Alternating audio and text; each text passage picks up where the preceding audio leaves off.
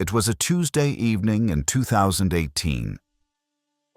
Sarah Chen sat across from her dream job interviewer at this upscale restaurant in San Francisco. Everything was perfect. Her resume, flawless. Her answers, sharp. The interviewer was clearly impressed. But then, something weird happened. As the waiter brought out the appetizers, Sarah suddenly felt wrong. Not sick, not nervous, just wrong. Her stomach twisted, but not from hunger or anxiety, from something deeper, something primal. And here's the crazy part. Against every logical thought screaming in her head, Sarah politely excused herself, walked out of that restaurant, and turned down what should have been the opportunity of a lifetime. 6 months later, that same company made headlines. Massive fraud scandal, toxic workplace culture, dozens of employees in therapy. Sarah's friends called her psychic. Her family called her crazy. But here's the thing. Sarah wasn't psychic, and she definitely wasn't crazy. She had simply listened to something that most of us ignore every single day, her second brain. You see, Sarah's gut had detected chemical signals, micro-expressions, environmental cues that her conscious mind completely missed. Her enteric nervous system. This network of 500 million neurons lining her digestive tract had processed information and made a decision 350 milliseconds before her thinking brain even knew there was a choice to make. This is the story of the mind-gut connection. And by the end of this story, you'll never look at your gut feelings the same way again. Our story begins way back in 1899, with two British scientists, William Bayliss and Ernest Starling, hunched over a laboratory bench in London. They had just cut open a dog's intestine, expecting to find simple tubes for digestion. Instead, they discovered something that would revolutionize our understanding of human consciousness itself. The intestines were still moving, still responding, still making decisions, even when completely disconnected from the brain and spinal cord. What they had stumbled upon was the enteric nervous system. Literally, the brain in your belly. Fast forward to today. Dr. Emran Ameya, this world-renowned gastroenterologist at UCLA, has spent 3 decades mapping this hidden universe inside us. His research reveals something extraordinary. You don't have one brain. You have two. Your head brain. 86 billion neurons focused on thinking, planning, reasoning. Your gut brain. 500 million neurons. That's more than the entire brain of a dog. Focused on feeling, intuiting, surviving. And here's the plot twist that changes everything. These two brains are in constant conversation through the longest nerve in your body, the vagus nerve. But it's not an equal conversation. 80% of the messages flow from your gut to your brain, not the other way around. Your belly is literally telling your head how to think. Let me tell you about Marcus, a 34-year-old software engineer from Austin, Texas. For 2 years, Marcus battled what doctors called treatment-resistant depression. Antidepressant after antidepressant failed him. Therapy helped, but that dark cloud, it never fully lifted. Then, almost by accident, Marcus developed severe food poisoning. For a week, he couldn't keep anything down except bone broth and crackers. He expected to feel worse. Instead, for the first time in years, the fog in his mind began to clear. Marcus had unknowingly stumbled upon one of neuroscience's most shocking discoveries. 95% of your body's serotonin, that crucial happiness chemical, isn't made in your brain at all. It's manufactured in your gut. Think about that for a moment. The neurotransmitter that determines whether you wake up feeling hopeful or hopeless, energized or exhausted, confident or anxious. It's being produced by the same system that digests your breakfast. This is why antidepressants often cause stomach problems. This is why people with gut diseases frequently develop depression. This is why what you eat doesn't just affect your waistline. It literally rewrites your emotional reality. Marcus's food poisoning had reset his gut bacteria, allowing his intestinal serotonin factories to function properly for the first time in years. But the most incredible chapter of this story begins before you take your first breath. Picture this. You're in the womb, around week 20 of development, while your mother is deciding between chocolate or vanilla ice cream. Something extraordinary is happening inside you. Your gut and brain are literally being wired together. The same cells that will become your enteric nervous system are also forming your central nervous system. They're twins, developing side by side, connected from the very beginning. And here's where it gets personal and a little unsettling. Dr. Meyer's research shows that how you entered this world literally shaped your personality. If you were born via C-section, you missed out on your mother's vaginal bacteria, the first colonizers of your gut ecosystem. Studies show these children are more likely to develop anxiety, allergies, and autoimmune diseases. If your mother was stressed during pregnancy, maybe working long hours, going through a divorce, dealing with financial pressure, stress hormones crossed the placenta and programmed your gut-brain axis for hypervigilance. This isn't about blame, it's about understanding. Your gut-brain connection was shaped by forces beyond anyone's control. But here's the hopeful plot twist. It can be rewired. Let me tell you about the Great Hijacking of 1952. No, not a bank robbery or political coup. Something far more insidious and far more personal. That's the year processed food manufacturers discovered they could hack your gut-brain connection for profit. Here's how it works. Inside your gut live trillions of bacteria, your microbiome. Think of them as tiny, invisible roommates who help digest your food, produce vitamins, and send chemical messages to your brain. Some of these bacteria are your allies. They produce compounds that keep you calm, focused, satisfied. Others? Well, others have a different agenda. The harmful bacteria feed on sugar, artificial ingredients, processed foods, and when they're well fed, they multiply rapidly. But here's the sinister part.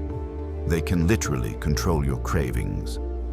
These bacteria produce chemicals that travel through your vagus nerve straight to your brain, triggering intense desires for the exact foods they need to survive.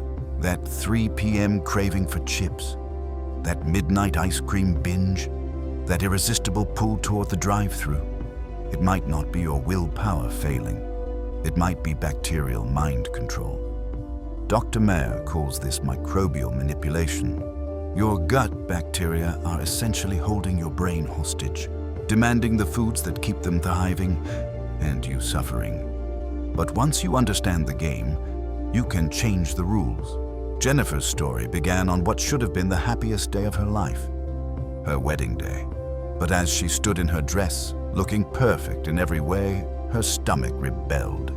Violent cramps, nausea, urgent trips to the bathroom. Wedding nerves, everyone said. It'll pass, they promised. It didn't pass. For the next 3 years, Jennifer lived with chronic digestive issues. Doctors called it IBS, irritable bowel syndrome. They gave her medications, dietary restrictions, endless advice. Nothing worked. Until Jennifer discovered she wasn't dealing with a stomach problem at all. She was dealing with a communication breakdown between her two brains. Here's what stress does to your gut-brain connection. When you're under pressure, work deadlines, relationship conflicts, financial worries, your brain triggers an ancient survival response. Blood flow diverts from your digestive system to your muscles. Your gut bacteria ecosystem shifts dramatically.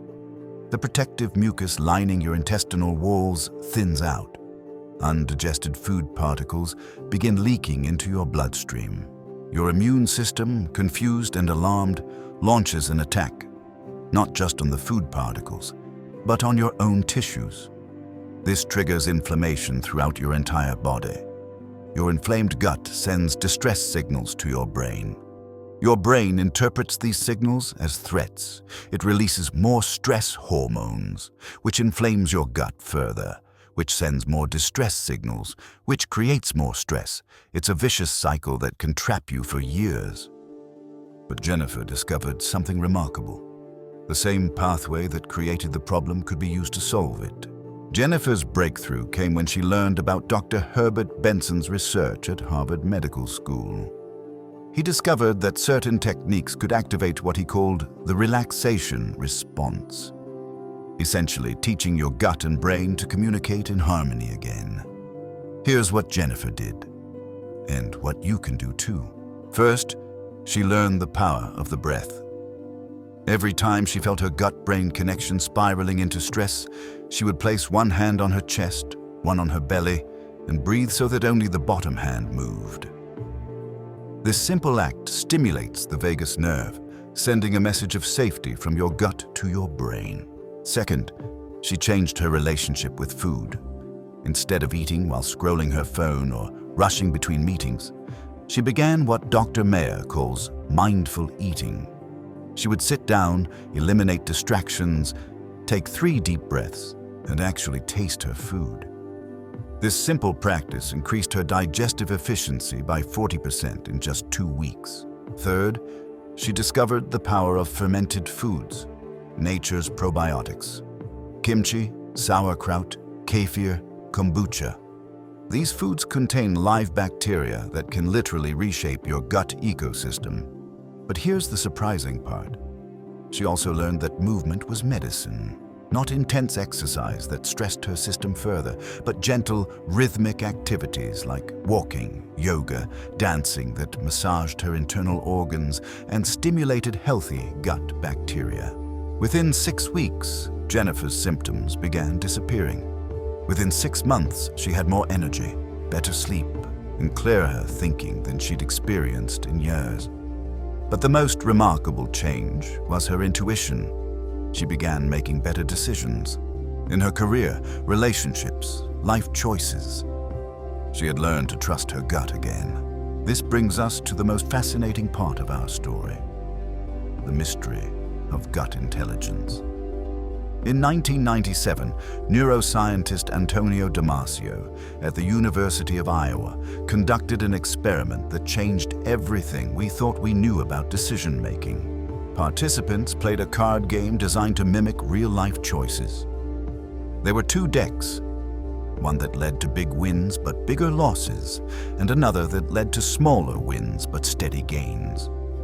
Here's what blew everyone's minds.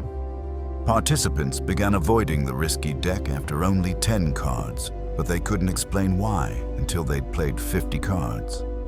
Their guts knew the right choice 40 cards before their brains figured it out.